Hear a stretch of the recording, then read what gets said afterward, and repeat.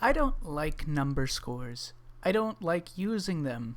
It feels totally disingenuous to me to slap a number onto things that have completely different merits in the first place, that you're not comparing like calculatable things. The appeal of art and entertainment is in the parts that it resonates with you, the things that you find especially cool or fun or unique or whatever. I don't think having a number score really means much of anything coming from an individual. It's all super loose, super subjective, doesn't communicate the things that you need to know to determine if something will interest you or how much something will resonate with you.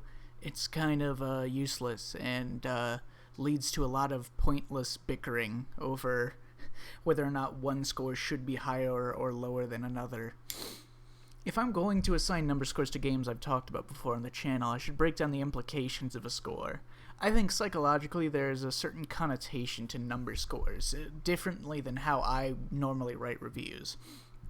It's kind of like how if you have like a fancy restaurant, you need to earn your stars. Like you don't start with 5, start however many fucking stars is the most you can get. You don't start with that number. You have to prove that you've earned it in your establishment to get each star, counting upwards. And I think that framing things with number scores is a way of counting upwards, which changes the perception that people have when they think about how the quality of a game. You know, it makes a score feel like what a game has done to earn those points rather than just being a metric of your own enjoyment of the thing, period. So that's how I'll be judging these.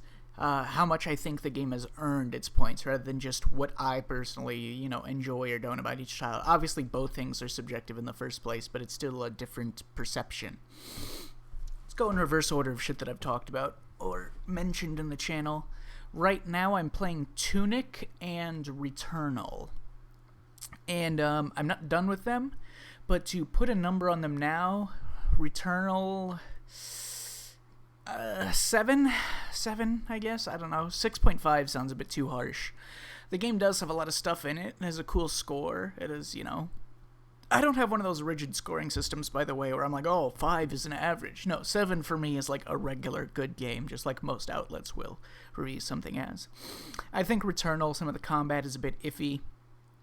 I don't think the usable item management is very intuitive in the midst of combat. The screen can be difficult to see everything in due to the bright flare effects of projectiles. It can cover, like, some animations are more prominent than others. You can be staring at the screen trying to see like your current ammo count in the middle of the screen, because it's not in the corner, it's in the middle, so that you know when a reload will happen. You can time it effectively, but you can't see it if it's in the middle of the screen and it's filled with lights that are blaring it out. The main thing I think doesn't work with Returnal, though, is the time sync. Not just the fact that each run takes fucking forever, but the fact that so much of your time is spent running around cleared rooms, like looking at all of the available things to interact with, pick up, chests to open, things like that, seeing what your options are across the whole map in order to have the information to make the judgment calls for what you want to do or interact with based on what shit you already have. I would so much rather just get back into the action, play more of the combat, because the decision-making and traversing of each of these empty rooms feels needlessly tedious. You can't ignore it. It's the most imperative part to your survival, is making good judgment calls with the shit that you pick up and what risks you take and stuff for item pickups, but it takes fucking forever. And the story is a billion times lamer than it's kind of set up to be. All that being said, the aesthetic is pretty cool, some of the bosses are pretty cool, and the game is, kind of fun when you're actually shooting things. Okay, Tunic. Tunic is okay so far. I'm not really that far into it. I think the isometric angle and something about the controls can make your directional inputs feel a bit inconsistent, especially with enemy auto-tracking. Like, sometimes if I walk in the exact same direction, like laterally, like to the right or left of an enemy while they're doing the same move, sometimes their auto-tracking will clip me and sometimes it won't. Feels very inconsistent, but I'm not far enough away to make an informed call. It feels unique from, like, its kind of, Souls-like-esque kind of build-up kind of mentality. It's very, like, deliberately slow. And the fact that when you attack enemies, there's a lot of pushback. There's not a lot of pushback in most Soulsborne games, and that's, like, the main tool that you use, is you walk really slowly, and you don't have very long range of your attacks, but you do have, you play the footsies with like the pushback that you generate out of hitting the enemy. So it's kind of interesting. But I'm not that far into it. I don't know. Let's say 7 to be safe. Elden Ring. 9 out of 10. 8.5 feels too low. I feel pretty comfortable with that score. The game has a lot of content, and it does a lot. I beat it another 2 times since my last video on it. Just fucking around, just for the sake of it, just for like playing it more. And I think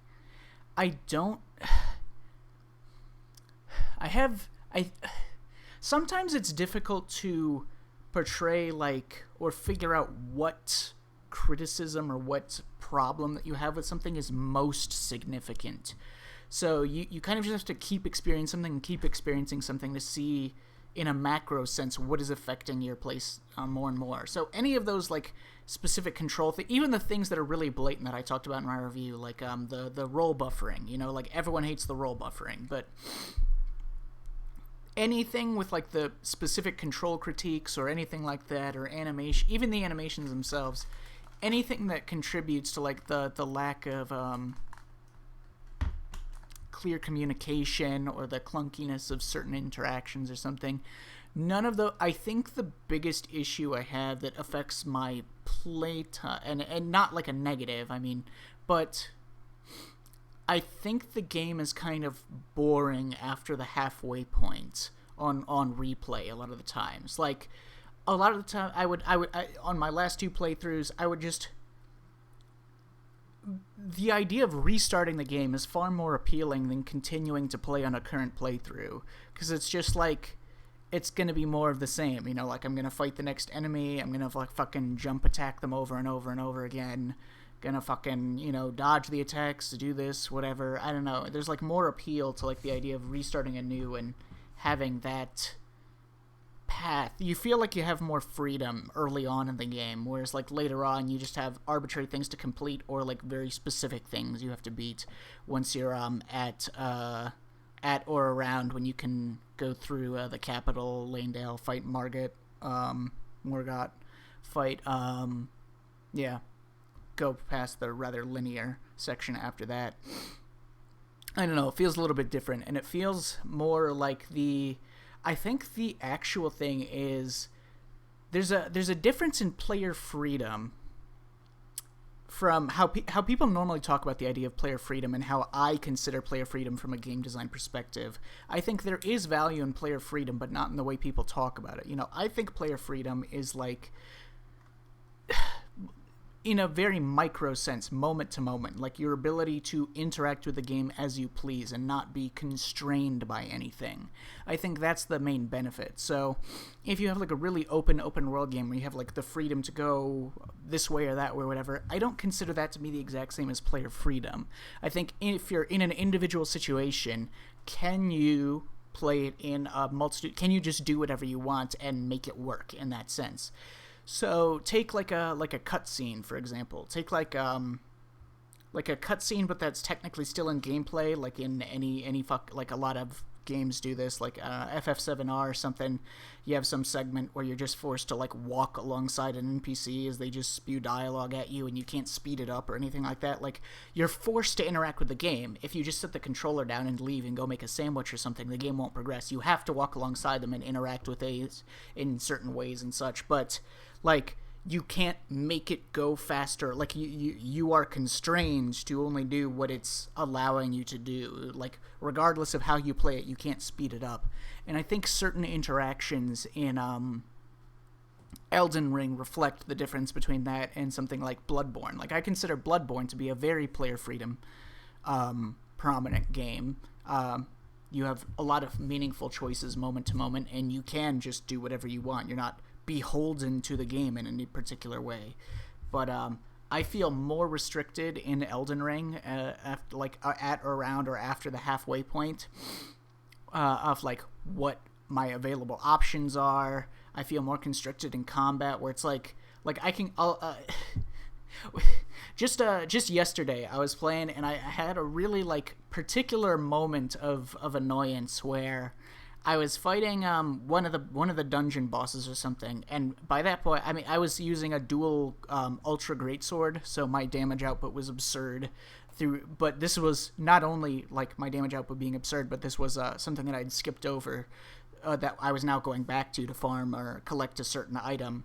So I was super overpowered for this point, and I was just kind of like doing whatever I felt like. I was just like, all right, fuck it. I don't really want to do anything. I'm just going to jump attack over and over so I can clear out. I don't care if I trade hits or anything. I do so much damage. I'll just kill them. And that works in all the other games when you can say like, okay, well, I will interact with this just trading hits, but I will speed it up. Like this is the most efficient way to beat this enemy considering my overwhelming power output and stagger output and such.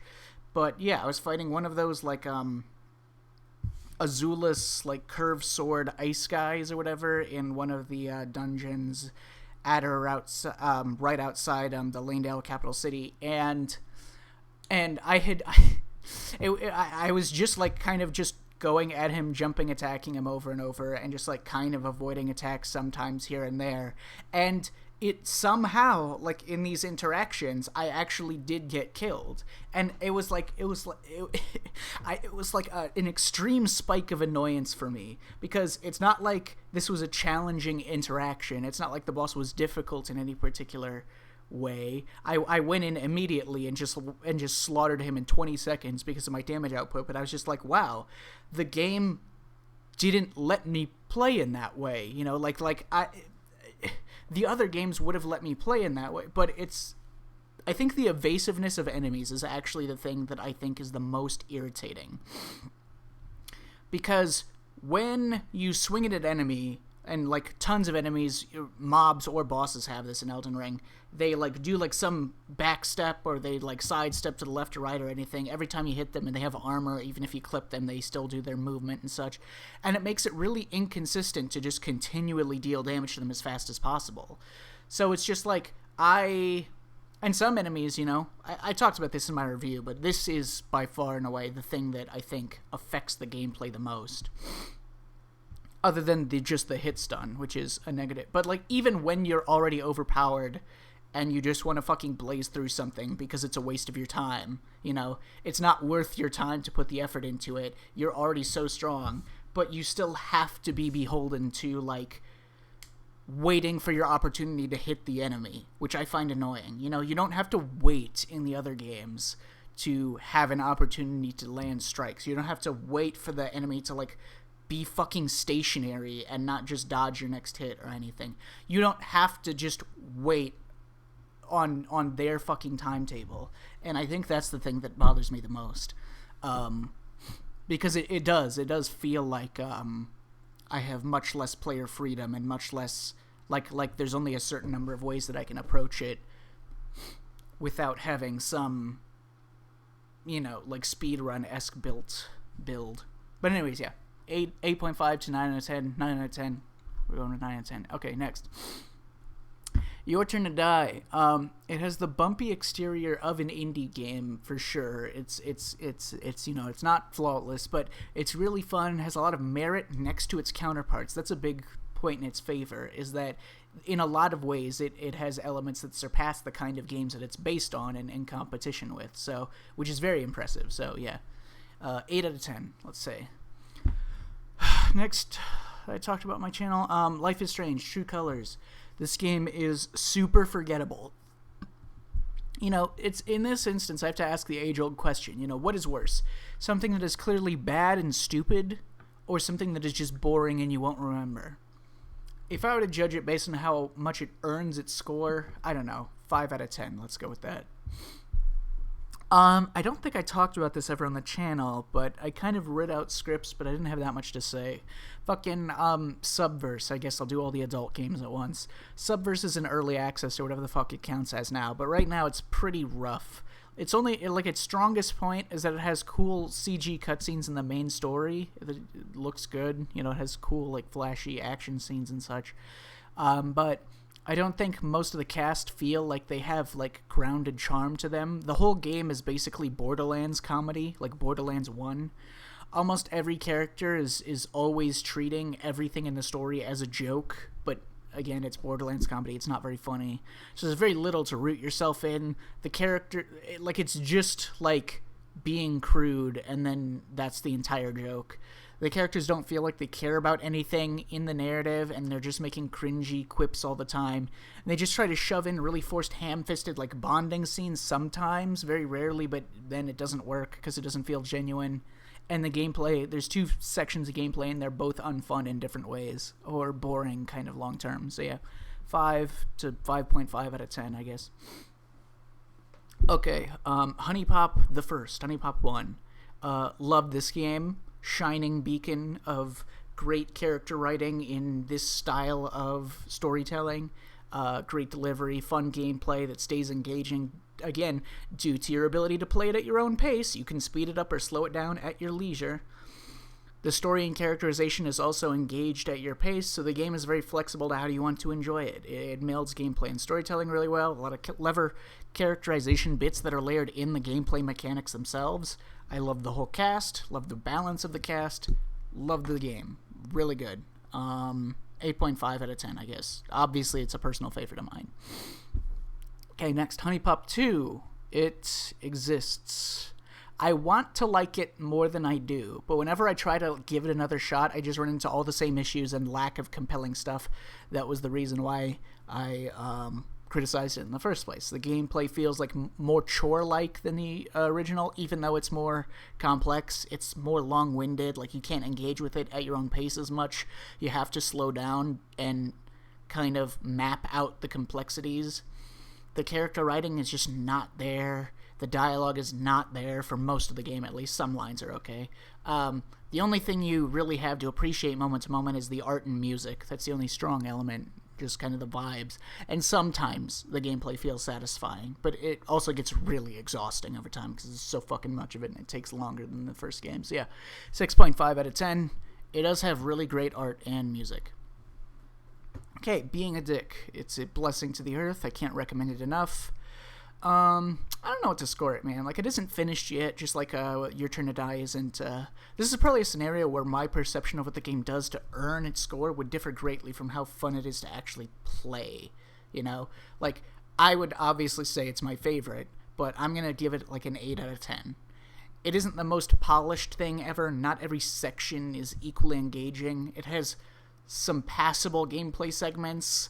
The narrative isn't, like, tightly written. You know, it's very fun, but it's somewhat disconnected fun scenes. But again, how impressive I feel its content is differs greatly from just how good it is. Imposter Factory. I don't know where to begin with this one. I have no idea how to score this, actually. I'll just give it a 7 out of 10, I guess. I feel like the game is better than that, but at the same time, I don't think I can prove anything that would merit a higher score than that. Blasphemous. I haven't played the DLC, so I'm just going to judge it from the base game. It's clunky, but pretty fun. Some parts are more fun than others. Some bosses are more fun than others. Anything in the game that's melding the platforming with the combat in a loose way is really exciting. You know, like if you have fights that are just on the ground and you're just like striking and blocking / parrying or whatever, that's kind of lame. But anything that's like jumping on these platforms, avoiding like these and trying to hit like this moving eyeball or something, that shit's way more exciting and cool. It's satisfying to get stronger and collect more shit, so yeah, it's pretty good. 7.5 out of 10. Bug Fables exists. It's cool, and I want to like it more, but I think it's pretty dull as it keeps going. 6.5 out of 10. Baba Is You makes me feel bad about myself. Staring at a fucking room for like half an hour only to find some grade school ass solution that I was too fucking ignorant to see earlier. So yeah, it's pretty good. 8.5 out of 10. Rakuen is slept on. I think some parts are a bit dull and fetch questy. Not every scene or interaction feels like it has substance to it, but the main game is really solid. 8 out of 10. Hollow Knight is great. The only real problem with Hollow Knight is it's a pain in the ass to get around the world as it keeps expanding. It's an unnecessary time sink to get from place to place. But other than that, Hollow Knight slaps. It slaps fat fucking meat. It has tons of content and freedom to engage with that content. 9 out of 10, yeah. Celeste. Literally perfect game. Every aspect is perfect.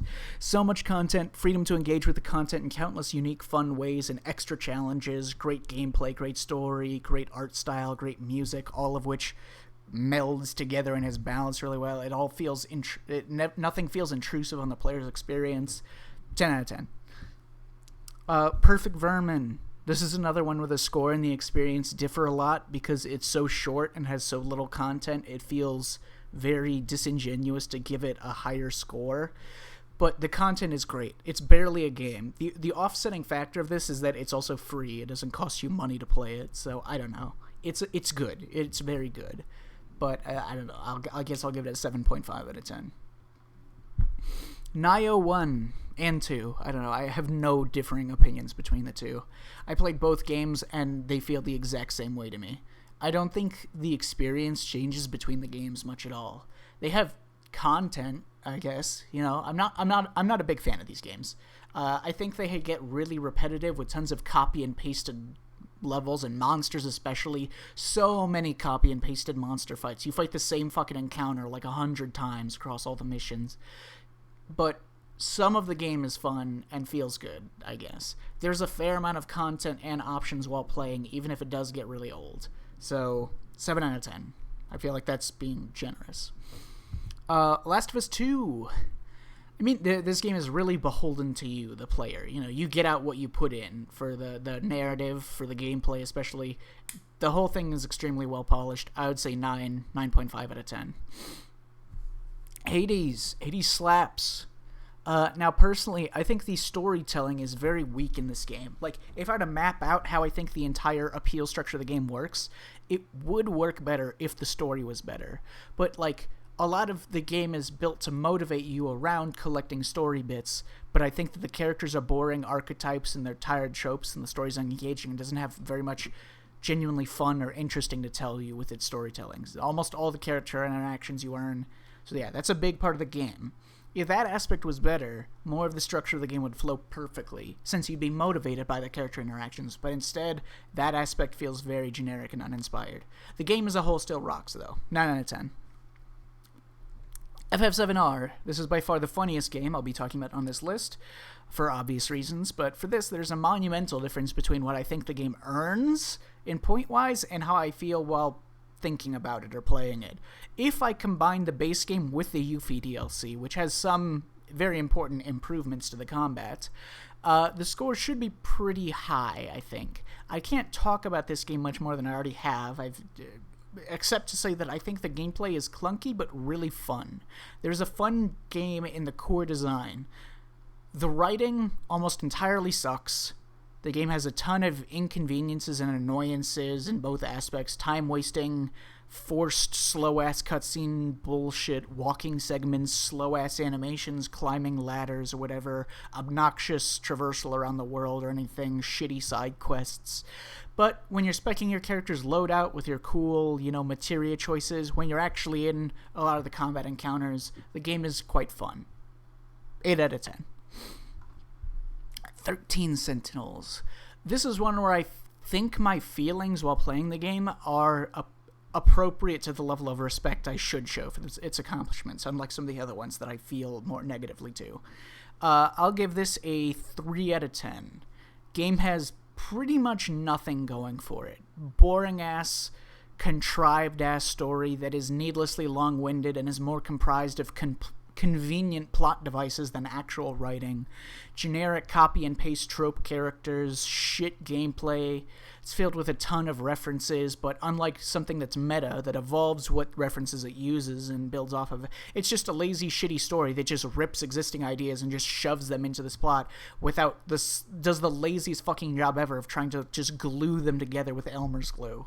The game does not have a single good or original idea, not a single praiseworthy attribute in any aspect. Its dialogue structure, its characterization, its mystery structure, its anything. Just a poorly stitched together collection of tropes fused by pure contrivance.